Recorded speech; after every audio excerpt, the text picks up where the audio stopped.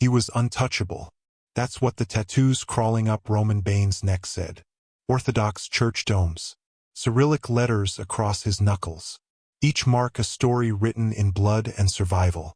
The most feared man in the city sat at table 7 of Le Château Noir, the same corner booth he'd occupied every Thursday at 8 p.m. for 3 years, where he could see every entrance, every exit, every potential threat. His bodyguards flanked him like stone sentinels in expensive suits, hands never far from their weapons. The crystal chandeliers cast golden light across his plate. Chateaubriand, rare. 2 wine glasses, 1 empty chair. A ritual no one dared interrupt. Tonight should have been no different. The restaurant hummed with hushed conversations and clinking silverware. Wealthy diners pretended not to stare. The maitre d' hovered at a respectful distance. Everything was controlled. Everything was routine. Everything was safe except for her. The new waitress. Dark hair pulled back into a severe bun. Elegant posture that belonged in a ballet company, not a service staff. She moved through the candlelit dining room like smoke, refilling wine glasses, delivering plates, becoming part of the furniture. Roman barely registered her existence. She was background. She was nothing. Just another face in the machinery of his carefully ordered world. Welcome to Story Lens TV, where every story pulls you into a world you won't want to leave. If you're watching this, you're about to witness something unforgettable. So hit that like button, subscribe, and drop a comment telling us where you're watching from. Trust me, you'll want to be part of this community. Then she leaned close, dangerously close. Close enough that her breath warmed the tattooed skin of his neck. Close enough that his bodyguard's hands moved instinctively toward their weapons. Her lips nearly brushed his ear, and in perfect, unaccented Russian, she whispered 6 words that shattered his untouchable world. Отравлен ваше вино. 30 секунд. Poisoned. Your wine. 30 seconds. Roman's hand froze halfway to the glass. The entire restaurant seemed to hold its breath. His bodyguards tensed, confusion and alarm flashing across their trained faces.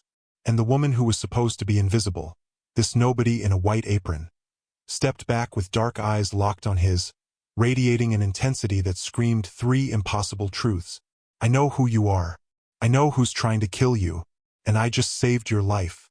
But the real question wasn't who she was. It was why a waitress spoke Russian like she was born in Moscow, and how she recognized a Bratva assassination attempt that Roman's own security had missed. 6 hours earlier, Anna Cole woke up before her alarm because she never trusted anything that could fail quietly. The room around her was the size of a confession. 1 narrow bed pressed against a wall painted a tired off-white. A small table with 1 chair. A hot plate she rarely used. A single suitcase shoved beneath the bed, still packed the way it had been packed for years, like staying was a temporary mistake. Nothing on the walls. Nothing personal on the counter. If someone broke in, they wouldn't find a life. They'd find a staging point. She sat up slowly, listening. Heat pipes ticking. A distant siren. Footsteps in the hallway that didn't stop at her door. No new sounds. No new patterns. Only then did she stand. In the bathroom mirror, her face looked like it belonged to a stranger who had learned to smile at the correct moments and vanish in between. Dark hair pulled back tight even at home, because hair was a handle and she refused to give the world handles. Eyes that rarely blinked when they should have. Skin that carried the faint exhaustion of someone who had been running so long she'd forgotten what she was running toward. She washed her hands twice. Not from germs. From habit. On the table, her phone lay face down. Next to it, a cheap keychain with a tiny brass tag that read A. Cole, the name she wore like a coat. Beneath that tag, folded and refolded, was a scrap of paper with 4 addresses written in block letters. Exit points, safe corners, places where cameras were broken or angles were blind. She didn't look at the paper. She knew it by heart. When she dressed, she chose neutral colors. No logos, no jewelry. Shoes built for standing on polished marble and sprinting across wet asphalt, if the night required it. Before she left, she checked the peephole again, then stepped into the corridor and locked her door with a soft click that sounded too final for a space that held nothing. Outside, the city was gray and gold. Cold air, damp pavement, early light reflecting off windows like dull knives. She walked with her shoulders relaxed and her gaze lowered, the posture of a woman who didn't want attention. But her awareness was everywhere. Windows, intersections, reflections in storefront glass. She never took the same route to work twice. Not because she believed someone was following her every day, but because she believed in probabilities, and she didn't like giving probabilities a pattern to cling to. Le Château Noir sat on a corner like it had been built to intimidate. Tall windows, heavy curtains, brass fixtures that caught the light and made everything look expensive even from the street. Inside, the air always smelled faintly of butter and wine and the kind of money that didn't ask permission. Anna arrived early, as she always did, because arriving early meant seeing what changed before the shift swallowed her whole. She slipped through the staff entrance, tied her apron, and stepped into the world behind the elegance. Metal counters, stacked plates, shouted French, the clatter of pans like a nervous heartbeat. This was her 5th week. Long enough to know which chef drank too much before service. Long enough to know which waiter skimmed tips. Long enough to know the kitchen's blind spots, the rhythm of the staff's movements, and which door squeaked if you pushed it too fast.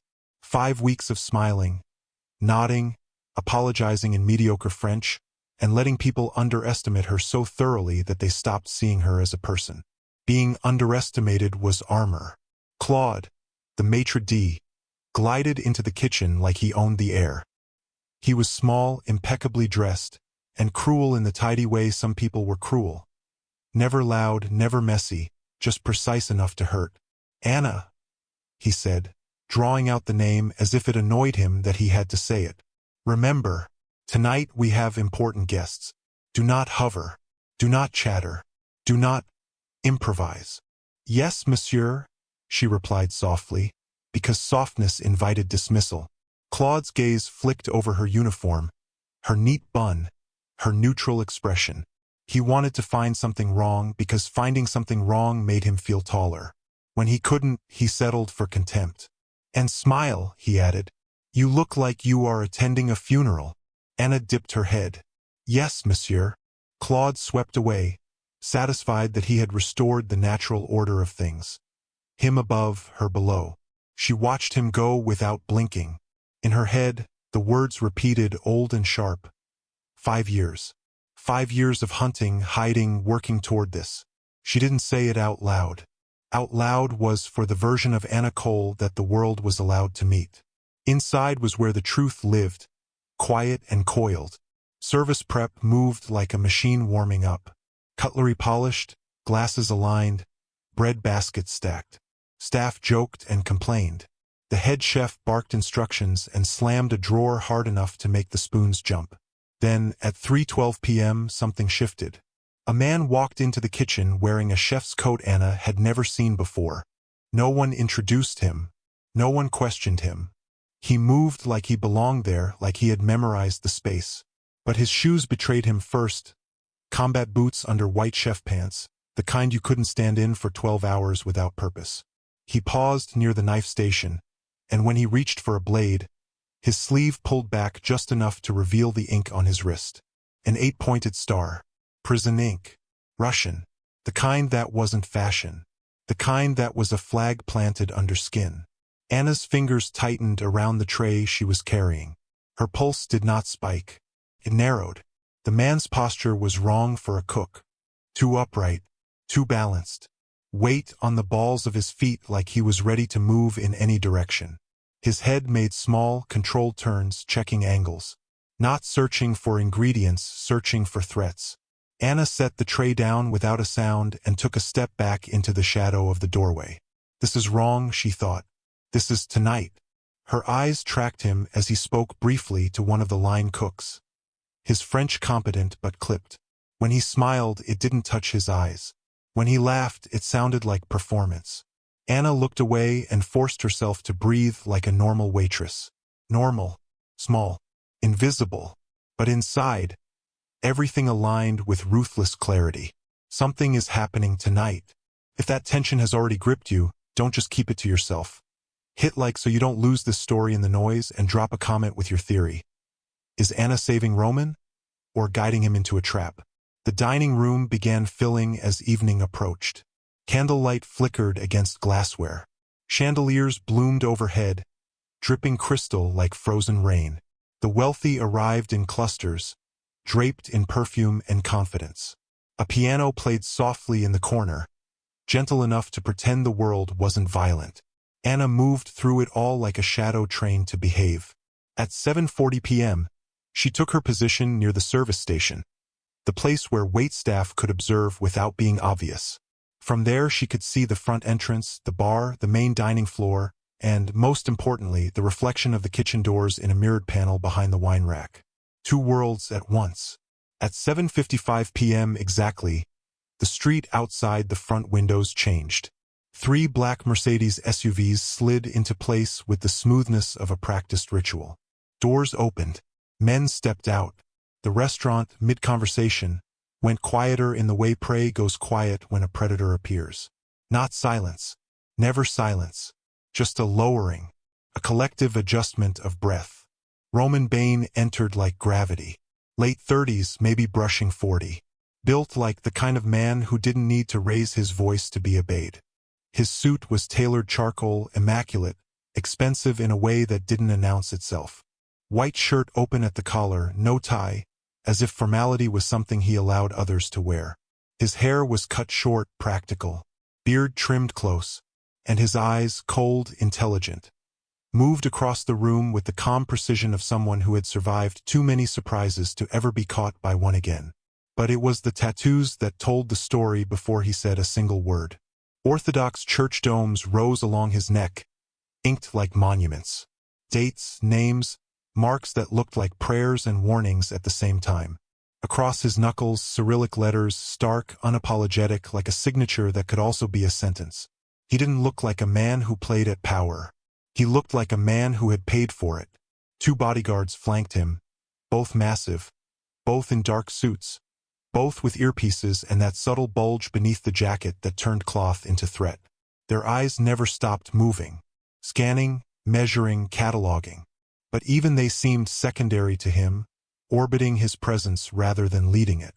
Claude nearly sprinted to greet him. "Monsieur Bane," Claude said, voice syrupy, posture folding into deference. "Your usual table is ready." Roman gave the slightest nod. Not gratitude, permission. As he walked deeper into the room, diners pretended not to stare and failed. Even the staff moved differently, faster and quieter, as if he were not just a guest but a law of nature that demanded respect. Table 7 waited in the back corner booth, beneath the warm glow of chandeliers, positioned so the occupant could see everything. Entrance, exits, the bar mirror, the corridor to the restrooms. A throne disguised as fine dining. Roman sat. The bodyguards took their positions, one at his left, one slightly behind, both close enough to move with him, far enough to avoid crowding. Roman didn't need to speak to instruct them. Their choreography was automatic. Anna watched him from the service station. She kept her face neutral. She kept her hands steady. But her mind flickered with a memory she hadn't invited. A woman's laugh. A ring box. A candlelit night. 3 years ago, Roman had proposed at this same table. People in the city still talked about it in whispers, like it had been a myth made real. Katerina. Beautiful. Untouchable. The one person Roman had ever looked at like he didn't own the world, like he needed something from it. And then she had died. A car accident. That was what the papers said. That was what everyone repeated, because repeating it made it simple, and simple was safer than true. After that, Roman began coming here every Thursday at 8 p.m., like a man building a monument out of routine. Same table. Same meal. Her favorite wine placed on the table like an offering. It wasn't weakness. It was a declaration. You took her from me, but you can't make me hide. Roman's gaze moved once, briefly, and passed over Anna. New face. Severe beauty. Efficient posture. He dismissed her as furniture, because powerful men learned to ignore anything that didn't challenge them. His attention returned to business. The shipment arriving Friday. A meeting with a councilman who liked cash more than integrity. A report he expected from Viktor Sokolov about port security. Anna felt the name like a blade brushing skin. Viktor Sokolov. She kept her expression blank. She moved when Claude signaled, stepping into the dining room with a tray of water glasses balanced perfectly. Her shoulders were relaxed, her pace unhurried. She approached table 7 and placed the glasses down with quiet precision. Roman didn't thank her. He didn't need to. In his world, people existed to do what they were paid to do. Anna didn't mind. Underestimation was still armor. She refilled Roman's water, then his wine glass, careful, controlled. Her eyes stayed lowered, but her awareness didn't. In the reflection behind the wine rack, she watched the kitchen doors. The fake chef moved again. He was too focused, too deliberate, not cooking, preparing. Anna saw him reach into a pocket and pull out a small container.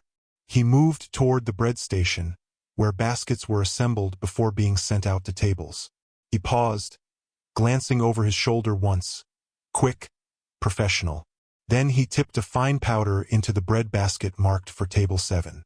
He used his left hand. Every staff member at Le Château Noir had been trained to use their right. It was a minor standard, a habit built for efficiency. Left-handed movement stood out like blood on white linen. Anna's breath stayed steady. This is the attempt, she thought. This is the moment. Training took over, silent and merciless. Evaluate threat. Calculate response. Execute. The wine bottle in her hand suddenly felt heavier. Not because it was heavy, but because it had become a choice. If she said nothing, Roman would drink. Or one of his bodyguards would taste first, the way men like Roman did when they suspected the world. Someone would die in a way that looked natural. 8 hours later, Roman might collapse in his bed, and the city would accept the lie because it was convenient. And then Volkov would move. Anna's fingers tightened on the bottle. She walked back toward Roman with her heart hammering against her ribs, not from fear, but from the pressure of timing. 30 seconds wasn't a metaphor. It was math. She reached the table, leaned in as if to pour, then leaned closer, too close for service protocol, too close for safety. Close enough that his bodyguard stiffened, close enough that one of them shifted his hand toward his jacket. Anna brought her lips near Roman's ear and whispered in perfect Russian, voice low and sharp, Отравлен ваше вино. 30 секунд. Poisoned. Your wine. 30 seconds. Roman's hand froze halfway to the glass. For one heartbeat, his expression didn't change. He was too controlled for shock. But something in his eyes sharpened, like a blade drawn from a sheath. His bodyguards tensed, confused and alarmed. Anna added in Russian just as quietly, and the bread. Don't let anyone eat the bread. Roman's gaze lifted, locking onto hers. Steel meeting steel. In that instant, he didn't see a waitress. He saw a threat or an ally. Something dangerous either way. He spoke in English, testing, his voice low. Who are you? Anna didn't answer in English. English was for rooms like this, for polite lies and surface performances. Russian was for truth. Someone who knows Bratva when she sees them, she said, barely moving her lips. The chef. He's not yours. Roman didn't flinch, but his fingers, still hovering over the wine glass, slowly withdrew. The movement was subtle, casual, as if he were simply reconsidering the pairing. His bodyguard on the left shifted forward, eyes narrowing, scanning the room for any sign of a setup. Roman's gaze flicked once toward the kitchen doors, then back to Anna. He gave a small nod. One word, barely audible, meant for his men. Now. Chaos erupted with the speed of a trap snapping shut. Roman signaled again, sharper this time, and both bodyguards moved. Not to protect him by standing still, but by turning into motion. One stepped around the table toward the kitchen corridor. The other angled behind Roman, creating a shield with his body without making it obvious. In the kitchen, the fake chef noticed the shift. He didn't panic. He adapted. His hand slid beneath his coat. Anna saw the movement before anyone else did, because she had been watching him like prey watches the hunter. She didn't hesitate, The wine bottle in her hand stopped being a prop and became a weapon. She pivoted and crossed the dining room in 4 fast strides, her apron fluttering like a white flag no one should have trusted. The fake chef pulled out a suppressed pistol and raised it toward Roman. Anna swung the bottle like a club. Glass exploded across the man's temple in a spray of wine and shards. His head snapped sideways. The suppressor coughed once, soft, lethal. But the shot went wild, punching into the ceiling. A chandelier's chain snapped with a metallic scream. Crystal rained down, scattering light and panic across the room. Diners screamed. Chairs scraped back. Someone shouted for the police as if the police were gods who could arrive in time. The fake chef staggered, but he was trained. He fought to regain balance, bringing the gun back up. Anna was already inside his space. She drove the broken neck of the bottle into his throat with brutal efficiency.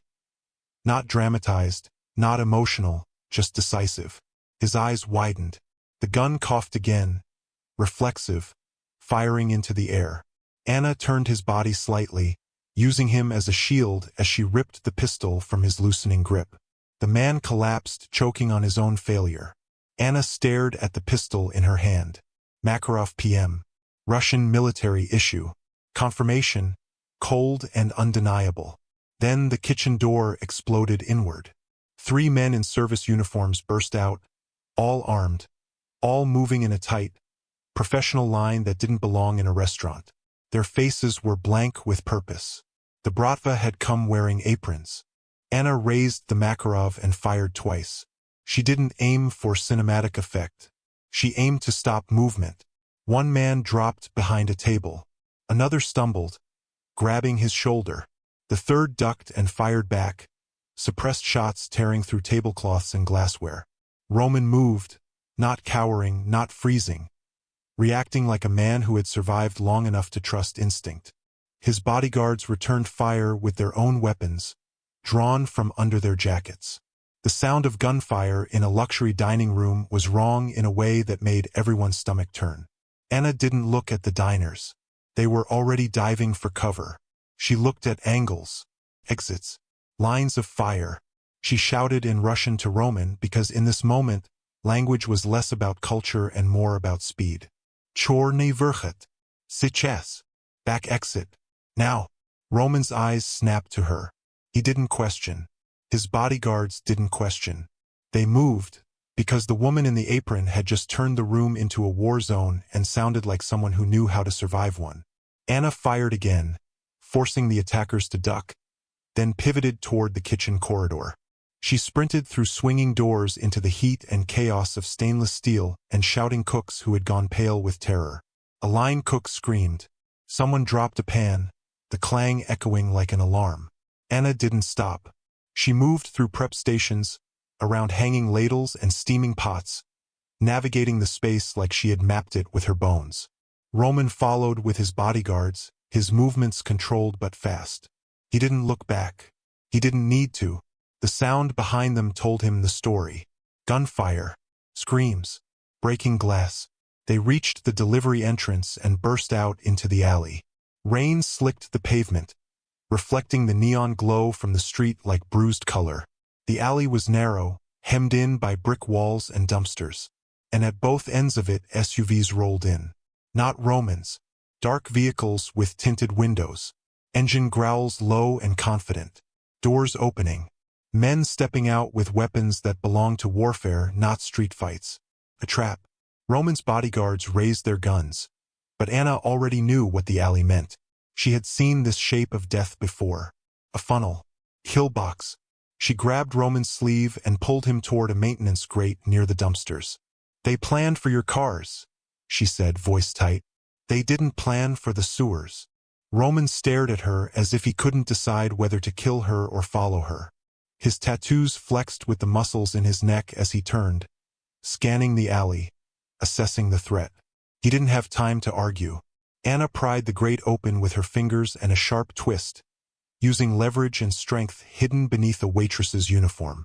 The metal screeched. The opening yawned dark and wet. One of Roman's bodyguards stepped forward to cover them, firing toward the approaching men. He took a hit, sharp, sudden, and stumbled. The second bodyguard dragged him back, but another shot punched into his chest, and he dropped hard. Roman's face didn't change, but something in him tightened, like a cord pulled too far. Anna didn't let him freeze. "Move!" she snapped. Roman hesitated for half a breath, then dropped into the grate, disappearing into darkness. Anna followed, boots splashing into shallow sewage water that smelled like the underside of a city. The remaining bodyguard lingered just long enough to fire a final burst, buying seconds, then dove after them.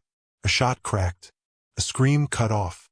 When Anna looked back, only darkness stared back. The grate clanged shut above them. Now the world was underground. The storm sewers were a maze of wet concrete and echoes. Their footsteps splashed through shallow water. The air was cold and metallic, thick with rot and rain. Anna led without hesitation, turning left, then right, then down a sloping tunnel. She moved like she had walked these routes in her mind 100 times. Roman followed close behind, one hand holding the gun he'd taken from his fallen guard.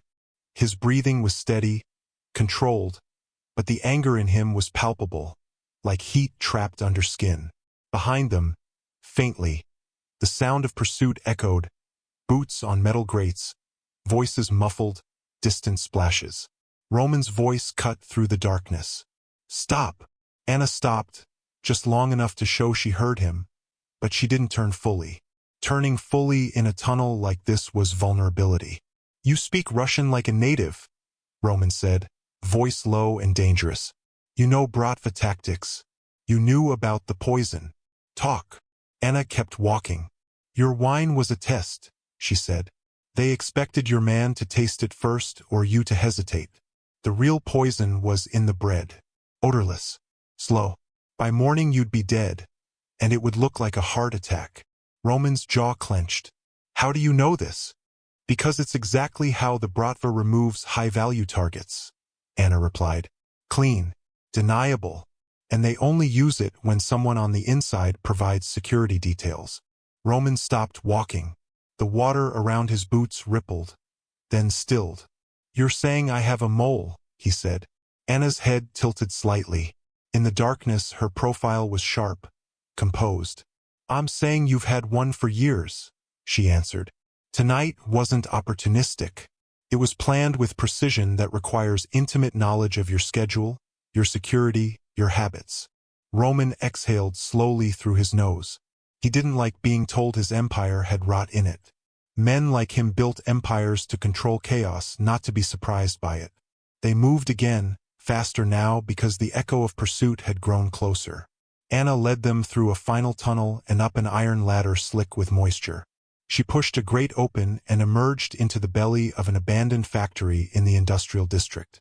Broken windows, rusted beams, dust thick enough to hold footsteps like memory. Rain leaked through the roof in slow drips. Roman climbed out behind her, scanning the space immediately.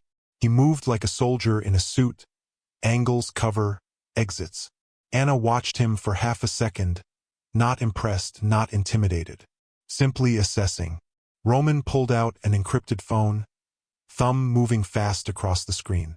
He didn't ask permission. He didn't explain. He made decisions. When the call connected, he spoke in a clipped voice that carried authority like a weapon. "Victor. Restaurant compromised. Bratva hit team. I'm alive. Find the leak." At the sound of the name, Anna's face flickered. Just a micro-expression, a tiny tightening around the eyes, gone so fast most people would miss it. Roman did not miss it. His gaze snapped to her, cold and sharp. "You know Victor." Anna didn't deny it. Denial was for amateurs. "I know of him," she said evenly. "Everyone in Russian circles knows Viktor Sokolov." Roman ended the call and slid the phone back into his pocket. His stance remained calm, but his hand stayed close to his gun, as if calm were merely a mask he wore well. "You've done a lot tonight," he said, "for someone who claims to be a waitress." Anna met his stare without blinking. "If I wanted you dead," she said quietly, "I would have let you drink the wine, or stay in that restaurant, or not told you about the sewer exit." Roman's eyes narrowed. "At some point, Roman Bane?" Anna continued, voice steady as the dripping roof above them. You have to ask yourself, why is a waitress saving your life? If you're still with me here, don't just listen. Commit. Like the story, subscribe for more, and comment what you'd do in Roman's shoes. Trust the stranger who saved you, or assume she's the most dangerous trap of all. Anna didn't blink when she said it. She just let the question hang between them in the damp, echoing shell of the abandoned factory like a wire pulled tight enough to cut skin. Roman held her stare for a long second, the kind of second men used when they wanted the world to flinch first. His jaw worked once. His eyes narrowed, not with fear, but with calculation, measuring whether she was a threat he should put down now or an answer he could use later. Then he turned away, as if he'd decided the question didn't deserve a reply yet. Move, he said, not to her but to the night. We're not staying here. He led them out through a side door that groaned like it hadn't been opened in years. The rain met them immediately, cold and insistent, flattening dust and turning the asphalt into a mirror that reflected streetlights and broken, trembling lines. Roman moved with the certainty of someone who owned routes people didn't know existed. Not alleyways the city forgot. Alleyways the city was forced to ignore. They crossed 2 blocks without speaking. Behind them, sirens wailed in the distance, far enough to be useless, close enough to remind them time wasn't a friend. Roman kept his hand inside his coat, where the weight of a gun shaped his posture. Anna kept hers free, because she didn't believe in hiding hands when danger was near. A steel door waited under a graffiti-tagged awning. Roman didn't use a key. He tapped a sequence on a keypad hidden beneath a rusted plate, then pressed his palm to a sensor. The lock clicked. The door opened. Inside, the safe house was an industrial loft disguised as abandonment. Concrete floors, exposed beams, a smell of oil and old metal. But beneath the emptiness, there was order. Cameras in corners. A bank of monitors behind a sliding panel. A weapons rack that looked like it belonged to a small militia. Ammunition boxes stacked like bricks. A table with maps spread out under a hanging lamp that cast hard light and harsher shadows. Anna stepped in and didn't pause. She cleared the space automatically the way her body knew to. Left corner. Right corner. Sight line toward the hallway. Blind spot behind the support column. The door's hinges. The window that wasn't really a window but a reinforced pane with a narrow firing slit concealed by shutters. She checked the locks without being asked. She listened for sounds beyond the walls. She walked the perimeter like she was counting steps to an exit she might need at any second. Roman watched her. Not openly. Not like admiration. Like suspicion sharpening into something more complicated. Because there were only a few kinds of people who moved like that. Soldiers. Hunters. People who had survived by assuming every quiet room could turn loud. Roman slid the steel door shut and engaged a second lock with a dull metallic thunk. Then he crossed to a small counter, opened a cabinet and pulled out a bottle of vodka. Russian standard, the label clean, the glass frosted. He poured 2 shots into thick glasses without looking at her, as if offering hospitality to a stranger in a war zone made any sense. He nudged one across the counter toward her. Your FSB? SVR? Or just some Bratva brat playing games? Anna picked up the glass with steady fingers and drank. No hesitation. No grimace. The burn rolled down her throat like fire and disappeared into her chest. None, she said, setting the glass down. And all. My father taught me. Roman's gaze flicked to her face. Who was your father?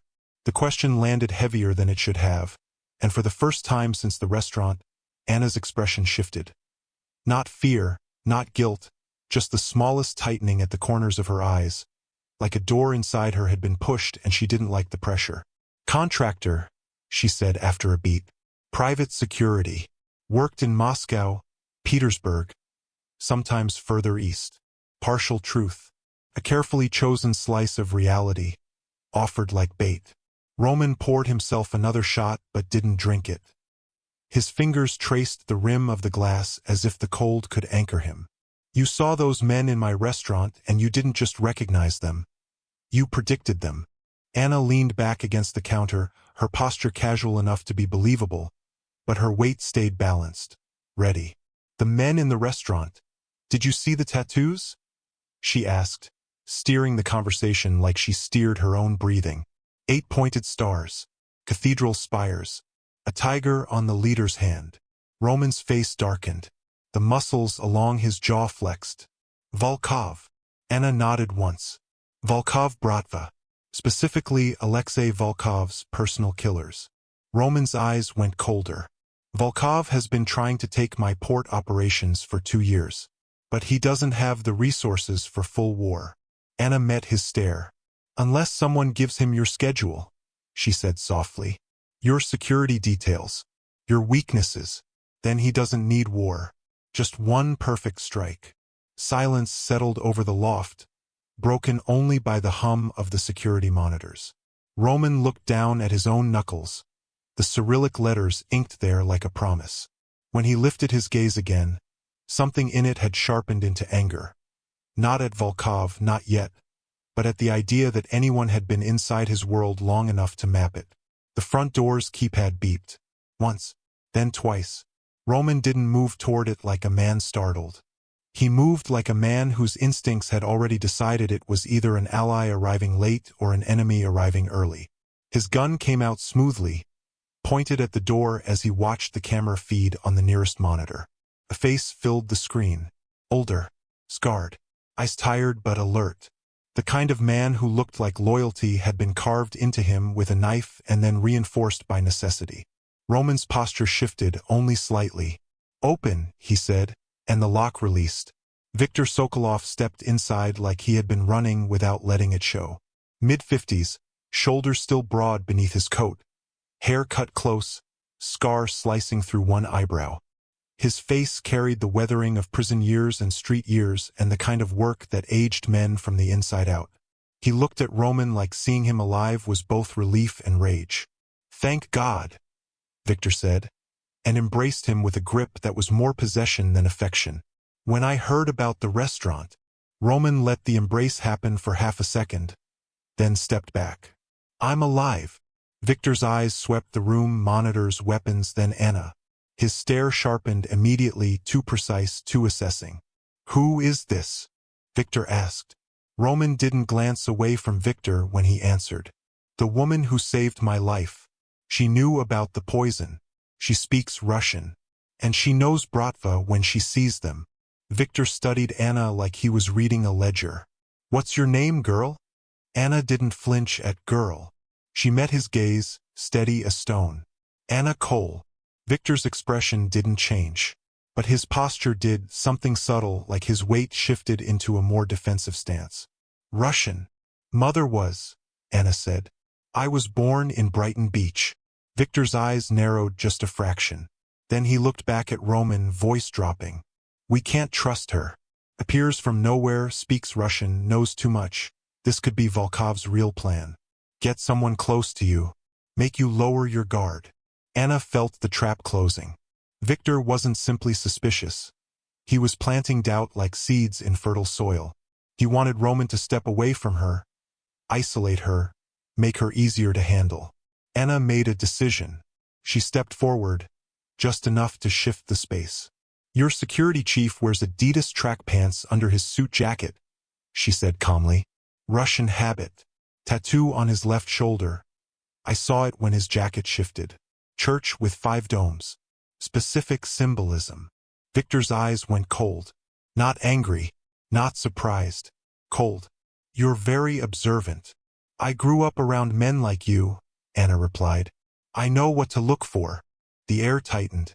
Roman watched them both as if the room had turned into a chessboard and he could see 3 moves ahead but didn't like any of them. Viktor's hand drifted slightly toward the inside of his coat. Not drawing. Not yet. But remembering where his weapon was, the way a man did when he was considering the possibility that peace was temporary. Roman's voice cut through the tension like a blade. "Enough."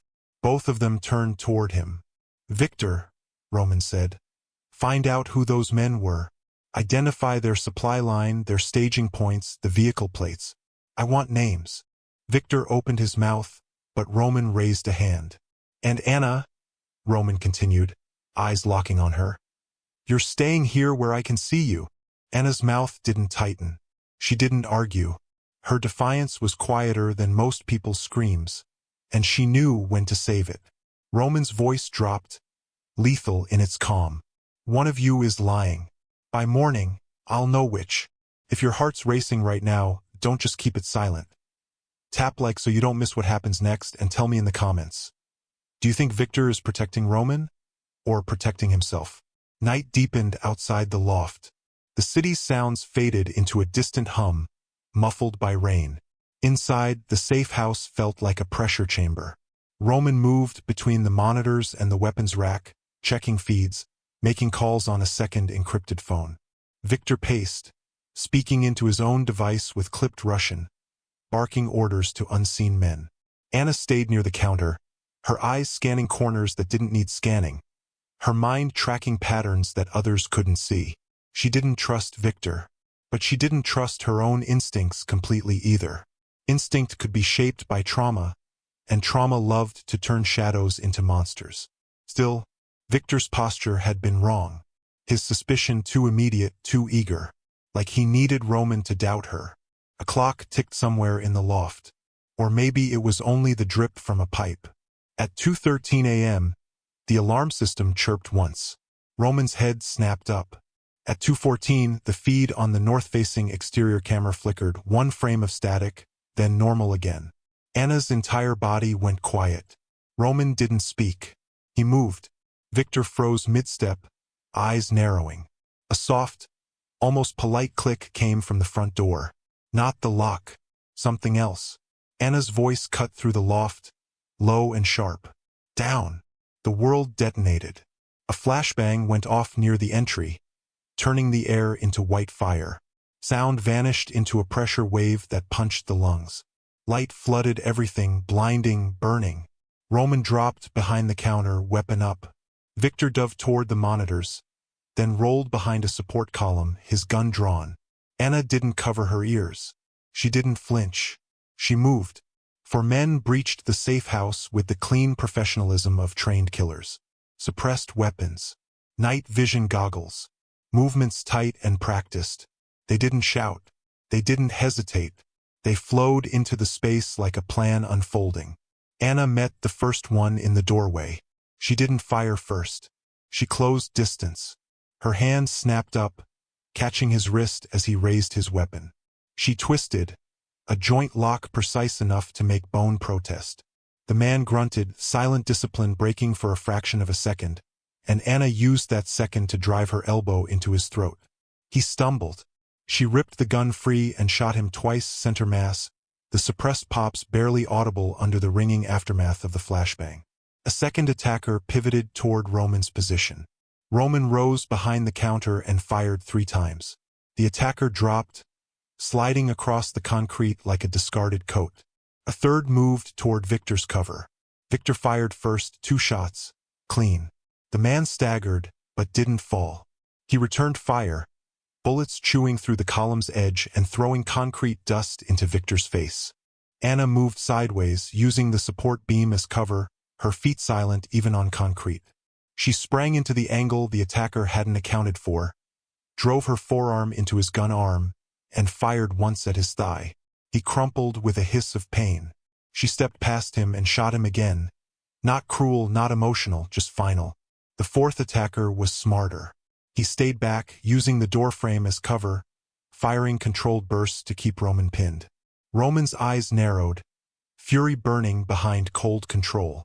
He lunged forward anyway, raw power replacing subtlety, because sometimes a king didn't survive by being careful. He survived by making the other man flinch first. Anna covered him, popping up long enough to fire 2 precise shots that punched through the attacker's shoulder and chest. The man dropped, weapon clattering to the floor.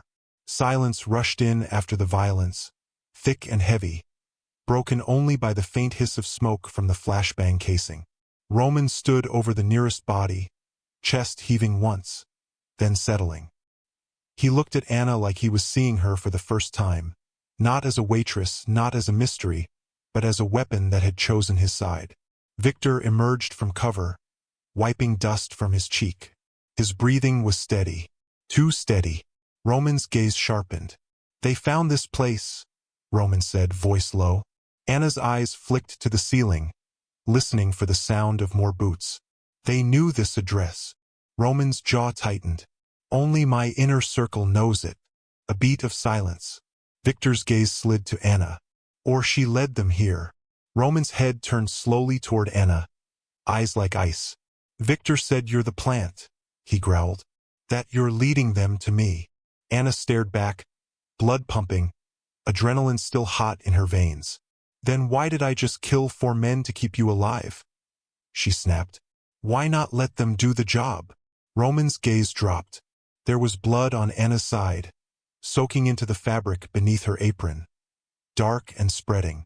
A graze, but enough to paint evidence across her body. His anger shifted into something dangerous in a different way. You're hit. Anna glanced down like she'd forgotten. Graze, she said. I've had worse. Roman stepped closer despite himself, his hands moving with awkward urgency. He wasn't a gentle man, but he wasn't careless either. He pulled a small trauma kit from a cabinet, tourniquets, gauze, antiseptic. He pressed cloth to the wound, then wrapped it tight enough to stop bleeding without cutting off movement. Anna hissed once. The sound was small and involuntary. Roman's eyes flicked up to her face. For a split second, something human surfaced, concern tangled with distrust. Anna's voice dropped, quieter now, edged with pain. The lead attacker, she said. Did you see his weapon? Grach MP 443. Russian military issue. Only available to active Spetsnaz or connected Bratva. Volkov's men. Roman's face hardened again. Victor is hunting Volkov's supply chains. He'll find the connection. Anna's gaze sharpened. Roman, think. She nodded toward the bodies. They knew about this place. They were inside your security. Victor arrives and suddenly another attack happens. Roman's expression tightened, as if the thought offended him. Victor has been with me for 12 years. He took a bullet for me in prison. I trust him with my life. Anna's eyes didn't soften.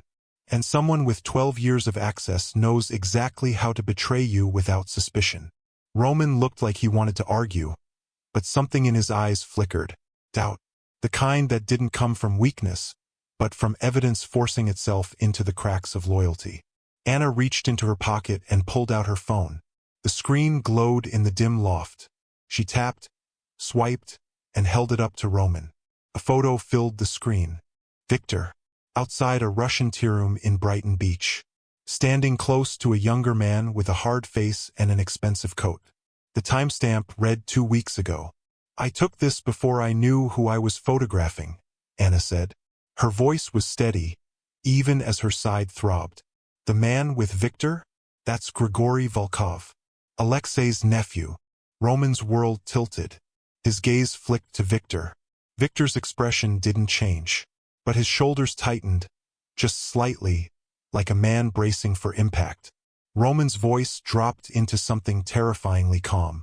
We're leaving. Victor stepped forward. Roman. Roman cut him off with a look. Now.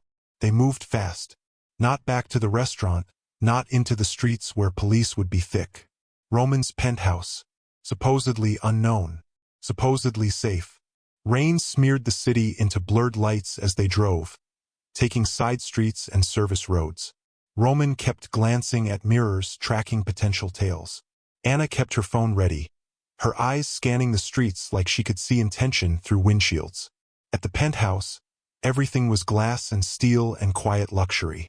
A view of the city that looked like control. But even here, Roman didn't relax. He moved straight to his private office, a room lined with dark wood panels and hidden compartments. He didn't invite Victor inside. He told him to wait in the main room. Victor waited like a man who knew waiting didn't matter. Roman shut the office door behind himself and Anna and turned the lock. Then he began to hunt.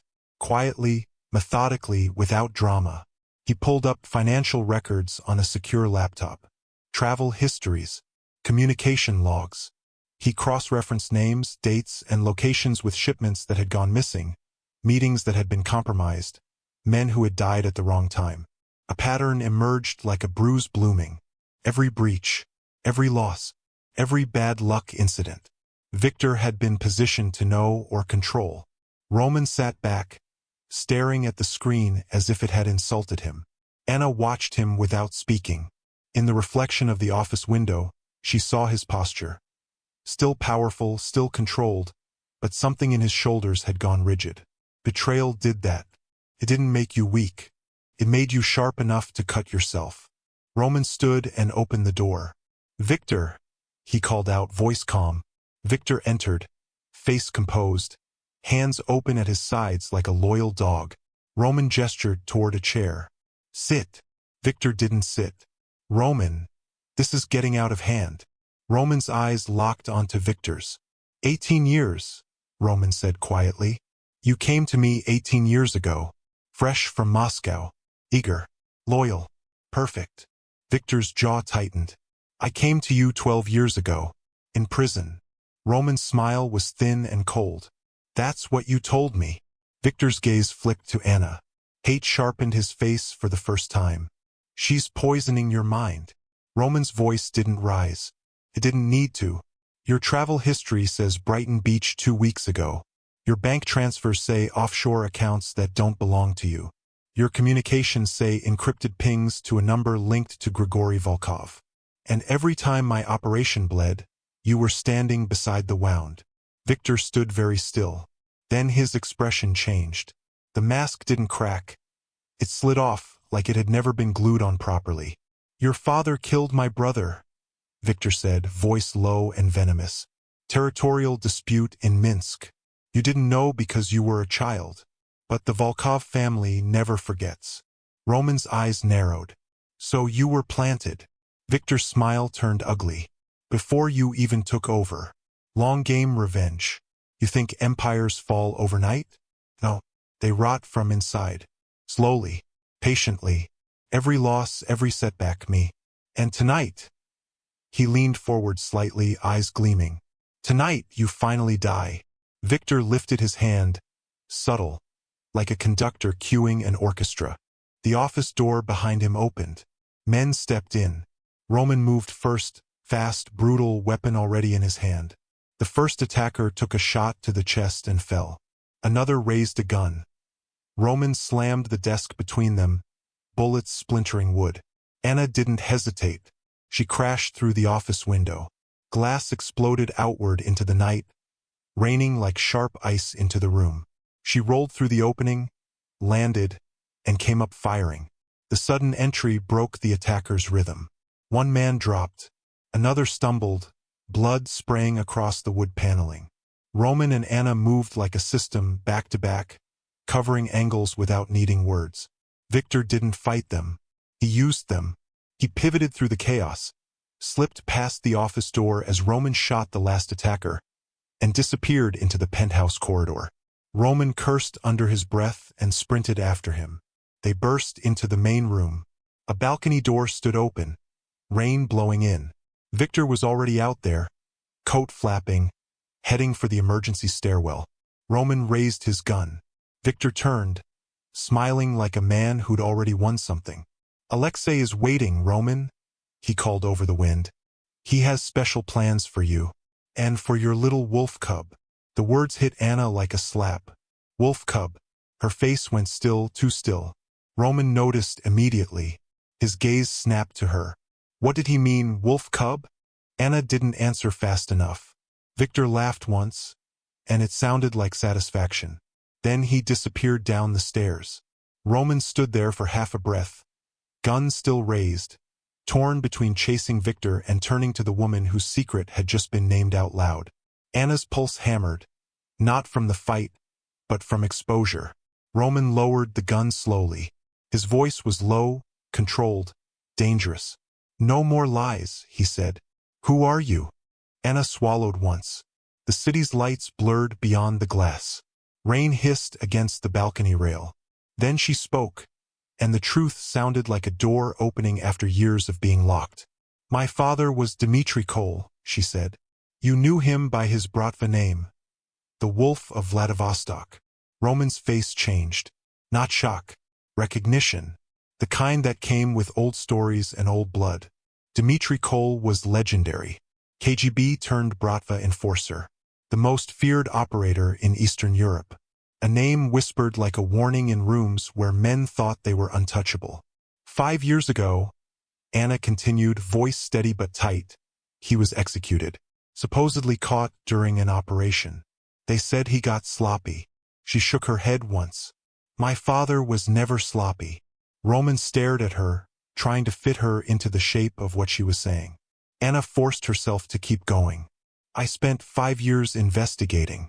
I found evidence Alexei Volkov orchestrated it, framed him, removed him like a rival piece on a board. Her eyes hardened. I've been tracking Volkov operations ever since, working my way through their world, through their money, through their routes. When I discovered Victor meeting with Grigory, I followed the connection. It led to you. Roman's voice went quieter, colder.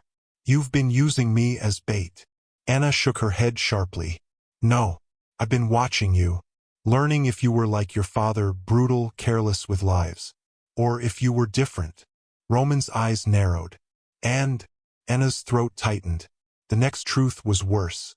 Your organization provided logistic support for a weapons shipment, she said. The shipment that got my father caught. You didn't pull the trigger, Roman, but your machine helped load the gun. Roman's jaw clenched, rage and guilt colliding in his chest like two cars in the rain. Anna's voice softened, not in weakness, but in honesty. I had every reason to let you die tonight, every reason to help Volkov take you down. She looked at him directly. But when I saw those men coming for you, I saw what I've become. Cold, alone, hunting ghosts. My father wouldn't want that. The silence that followed was thick. Anna's eyes glistened, but she didn't let tears fall. She didn't give them the satisfaction of seeing her break. And I saw you, she whispered, every Thursday, same table, ordering wine you don't drink. You're not a monster, Roman. Her voice trembled once, then steadied. You're a man who loved someone and lost her. I understand that. I lost everyone too. Roman's face tightened like he was holding something back. Then, quietly, like the words were heavy enough to bruise his tongue, he said, Katerina, my wife, died 3 years ago. Car accident. Thursday night. Anna's gaze sharpened. Not accident. Roman's head snapped up. I found the records, Anna said. Brake lines cut. Professional job. And I can tell you exactly who ordered it. Viktor Sokolov. On Alexei Volkov's instruction. Her voice dropped. First move in their plan to isolate you. Roman's breath went shallow. The world tilted again, harder this time. The ritual dinners. The empty chair. The memorial disguised as power. Engineered. His grief had been weaponized. Roman's rage didn't explode outward.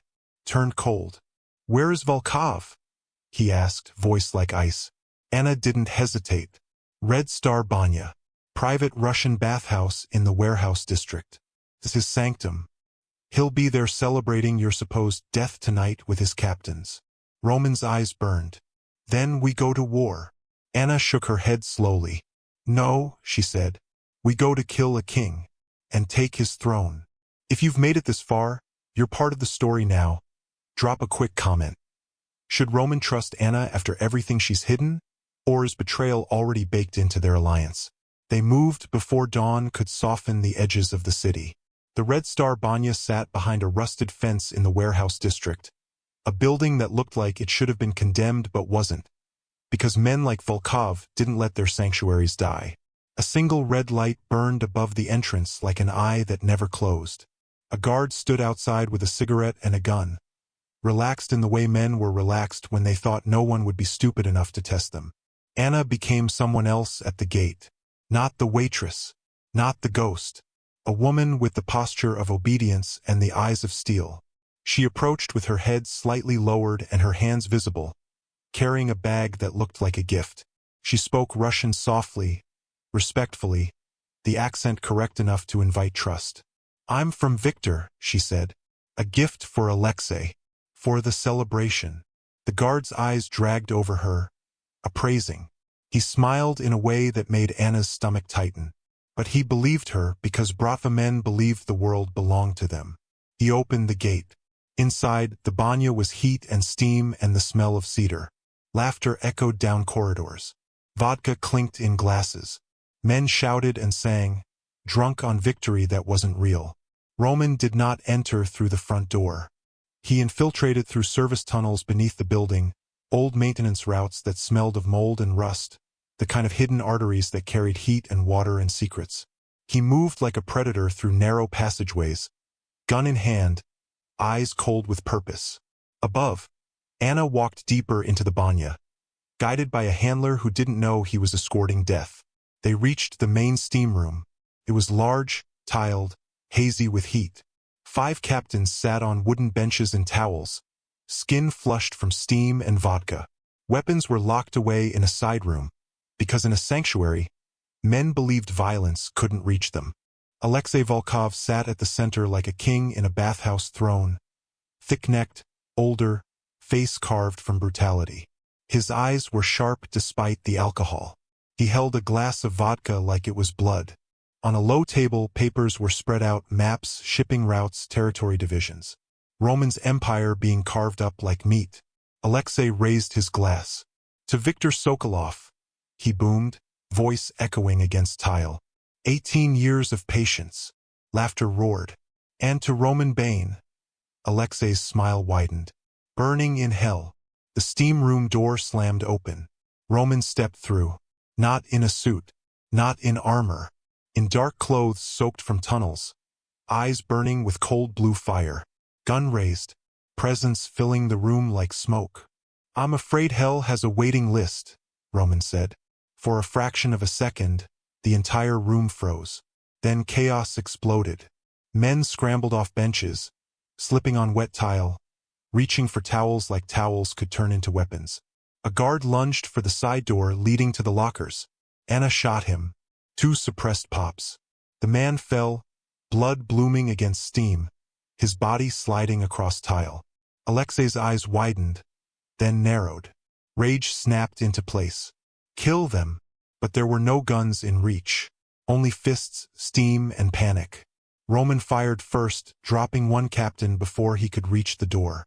Another captain charged, screaming, and Roman stepped aside and slammed the man's head into the tile wall hard enough to leave a wet red smear. Anna moved like water. Systema. Fluid, brutal, efficient. A man grabbed her arm. She twisted, driving her elbow into his ribs, then into his jaw. He went down. Another lunged. She caught his wrist, turned it, broke it with a sharp torque that made bone crack, then kicked his knee sideways until it folded wrong. Steam thickened. Visibility dropped to ghost shapes and sudden motion. Roman and Alexei found each other in the haze. You killed my wife, Roman growled, voice raw now. You corrupted my brother in arms. You tried to take everything. Alexei's laugh was a low rumble. Your father took from us, he spat. This is generations of debt, Roman Bane. You were always going to pay. He came at Roman like a bull, older but vicious, muscles thick with violence. Alexei's fist slammed into Roman's ribs. Roman grunted, staggered, then drove his own fist into Alexei's throat. Alexei wheezed but didn't fall. He grabbed Roman's arm and twisted, trying to disarm him. Roman's gun clattered away, skidding across wet tile. Now it was hand-to-hand, sweat and steam and blood. Roman's tattoos flexed with every movement, church domes twisting like they were alive. Alexei's knuckles smashed into Roman's cheek, splitting skin. Roman slammed his forehead into Alexei's face. Cartilage cracked. Alexei roared. Someone screamed nearby, Anna, fighting another captain, slipping and catching herself with a dancer's grace, then turning that grace into a brutal knee strike that dropped the man like a cut string. Alexei broke away and lunged toward the locker room door, yanking it open. Weapons. His hand grabbed a knife from a shelf, maybe a hidden blade for emergencies. He spun back toward Roman. Then he saw Anna. He moved fast, crossing the steam room in 3 strides and catching Anna from behind. His arm locked around her throat. The knife pressed to her skin. Drop! Alexei snarled at Roman. Drop it or she dies. Roman froze. His eyes locked on Anna's face in the steam. Her cheeks were flushed from heat and exertion. Hair still pinned tight despite the chaos. Eyes steady despite the blade at her throat. Roman's fingers flexed. If he lunged, Alexei would cut. If he obeyed, Alexei would kill him next. Anna's lips parted, barely moving. In Russian, soft enough that only Roman could hear, she whispered, "Доверься мне, trust me." Roman's breath caught. Anna moved. Not a struggle. Not panic. Technique. She drove her elbow backward into Alexei's solar plexus with brutal precision, collapsing his breath. Simultaneously, she snapped her head back, smashing into his face. Alexei's grip loosened for half a heartbeat. Anna twisted out, ripping free. Roman didn't hesitate. He snatched his gun from the tile where it had skidded and fired once. A single round, center mass. Alexei's body jerked. His eyes widened, disbelief flickering through rage. He stumbled backward, crashing into the sauna coals. Smoke hissed upward as heat met blood. Alexei fell, twitching, then went still. Silence hit the steam room like a wave. But it didn't last. The door to the steam room burst open again. Viktor Sokolov stepped inside with 2 remaining Volkov men behind him, late, but not too late. His face was calm, almost amused, like watching his own plan fracture was still somehow entertaining. Anna raised her gun. Roman did too. Viktor held his hands open, mockingly peaceful. "Little wolf cub grew teeth," he said, eyes gleaming through steam. Dmitri would be proud. Or ashamed. Hard to tell. Anna's voice was cold enough to freeze the steam. "He murdered my father. You murdered his wife. This ends now." Viktor's smile didn't waver. "You think killing Alexei changes anything? There's always another Volkov. Another king. Another grave." Roman's gaze burned. "Maybe," he said, "but you won't see it." Viktor's men fired first. Roman dove behind a bench, bullets chewing wood.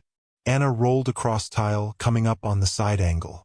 One Volkov man turned toward her, too slow. She shot him in the throat. He dropped, gurgling. The second Volkov man rushed Roman, knife in hand. Roman met him head-on. He caught the man's wrist, twisted, snapped it. The knife fell. Roman slammed his fist into the man's jaw. Once, twice.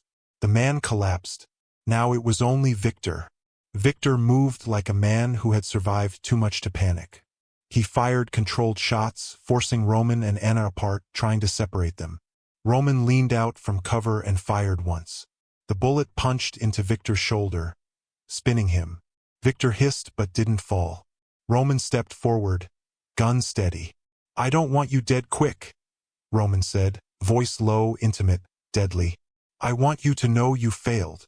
Viktor's eyes glittered with hate, but beneath it was something else. Regret, maybe, or relief, or the satisfaction of a man who had finally played his last move. Anna stepped into Viktor's line of sight. Her gun didn't shake.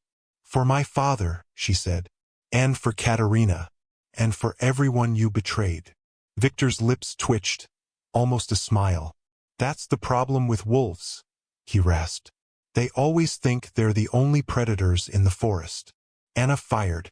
Viktor fell. Steam swirled around the bodies. Blood spread across tile in dark, blooming shapes. The banya's laughter had died somewhere far away, replaced by a heavy, oppressive quiet. Roman stood in the haze, breathing hard, face bruised, shirt clinging to him. He looked at Anna like she was both a threat and a miracle. "You could have run," Roman said. "Could have let me die. Could have disappeared again." Anna's voice softened, but only slightly. "I've been invisible long enough," she said. "And you asked me a question in the restaurant. Why is a waitress saving your life?" She took a step closer, eyes locked to his. "The answer is she's not. A woman who sees what you could be is saving you. A woman who thinks maybe she doesn't have to hunt alone anymore." Roman stared at her, something breaking open behind his eyes. Then he offered his hand.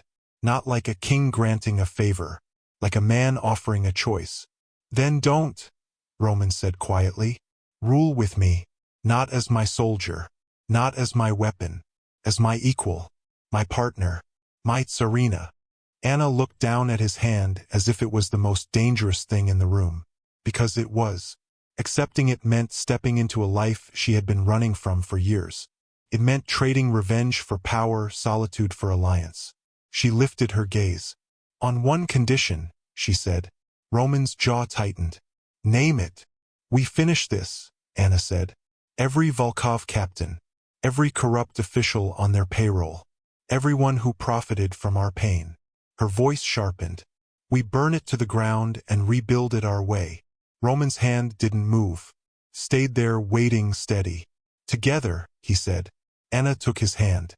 The connection was electric, dangerous, undeniable. Roman pulled her close, and in the steam and blood and ruin, they kissed like it was both a promise and a warning. Not soft, not safe. The kiss of two people who had just crawled out of the fire and decided to become the fire instead. If you enjoyed this story, hit like and subscribe for more. Your support is what keeps these worlds alive. And now I have to ask you, if you were Anna, would you have taken Roman's hand and ruled beside him? Or walked away while you still could? Thanks for watching and listening.